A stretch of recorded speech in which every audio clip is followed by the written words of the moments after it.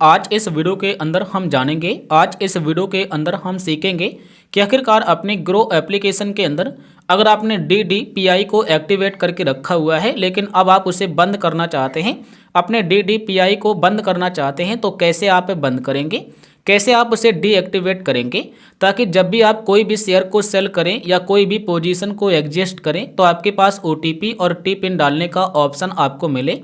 तो आखिरकार कैसे अपने DDPI को डीएक्टिवेट किया जाता है, सबसे पहले आप यहाँ पर देख लीजिएगा। मैंने ग्रो एप्लीकेशन के अंदर अपना DDPI को एक्टिवेट करके रखा हुआ था, लेकिन अब हमारा जो DDPI है वो हमारा डीएक्टिवेट हो गया है। सबसे पहले हम होल्डिंग पर क्लिक करते हैं, तो ये रहा हमारा होल्डिंग, हम इस पर क्लिक करेंगे और यहाँ पर आप ध्यान से देखिएगा हमारे सामने वेरीफाई होल्डिंग करने का ऑप्शन आ चुका है, लेकिन यहाँ पर हमें DDPI को एक्टिवेट करने का ऑप्शन नहीं दिख रहा होगा क्योंकि मैंने इसे एक्टिवेट करके रखा हुआ है पहले से, लेकिन अब मैंने उसे डीएक्टिवेट करा दिया है। तो जब भी हम किसी भी शेयर को अब सेल करेंगे तो यहाँ पर हमें अपना टी पिन और OTP हमें डालना पड़ेगा। तो यहाँ से आ जाते हैं हम बैक अपने अकाउंट में कि आप हमारा DDPI डीएक्टिवेट हुआ है या नहीं। तो ये रहा हमारा ID और यहाँ पर रहेगा अकाउंट डिटेल्स, हम इस पर क्लिक करेंगे। क्लिक करने के बाद यहाँ पर देखेंगे सारी जानकारी ये रही हमारी। तो आप यहाँ पर देखिए, यहाँ पर लिखेगा सेल ऑथोराइजेशन, आप इस पर क्लिक करिएगा। जैसे आप इस पर क्लिक करेंगे ये रहा हमारा DDPI, जैसा कि देख सकते हैं। तो अब हमारा जो DDPI है वो हमारा डीएक्टिवेट हो चुका है। अगर हम इस पर क्लिक करेंगे तो हमें यहाँ पर बोलेगा यस एक्टिवेट, देख सकते हैं, और ये हमारा एक्टिवेट हो जाएगा। इसमें 3 से 4 दिन का समय लगेगा, लेकिन आपको डीएक्टिवेट करना है तो यहीं पर आप जब अपने DDPI पर इस पर क्लिक करेंगे इस तरीके से तो आपके सामने यहाँ पर आ जाएगा यस डीएक्टिवेट।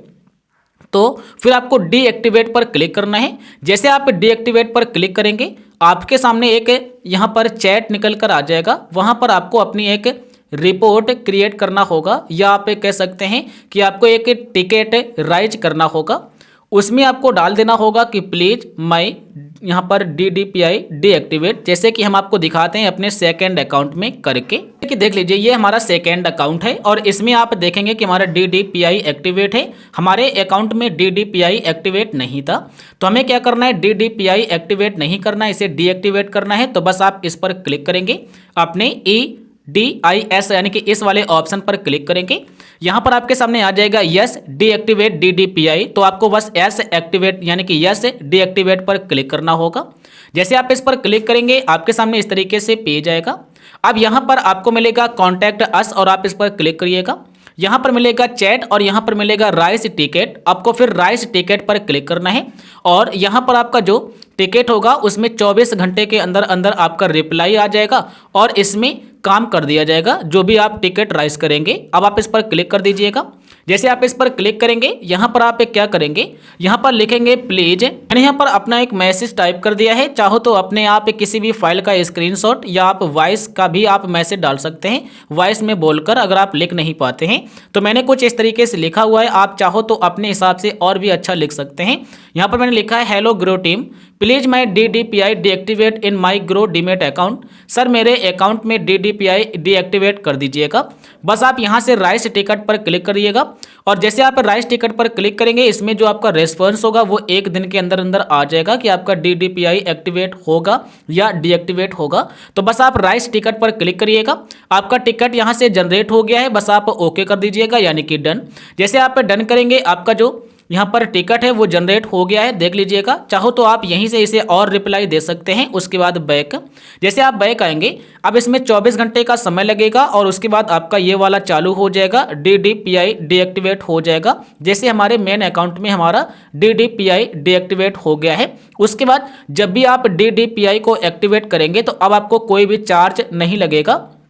जैसे कि मैंने जब पहली बार चालू किया था तो इसमें 100 रुपये प्लस 18% GST लगा था यानी कि 118 रुपये। अब यहाँ पर कोई भी चार्ज नहीं लगेगा, जब चाहो तब आप फिर से इसे एक्टिवेट कर पाएंगे।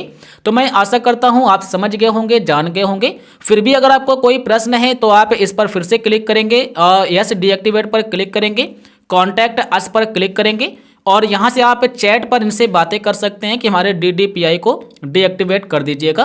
अब अगर आपका कोई क्वेश्चन रह गया है तो यार हमें कमेंट करके बता दीजिएगा। अगर ये वीडियो पसंद आया हो तो लाइक करिएगा। वीडियो पूरा देखने के लिए हमारी तरफ से आपको बहुत बहुत धन्यवाद।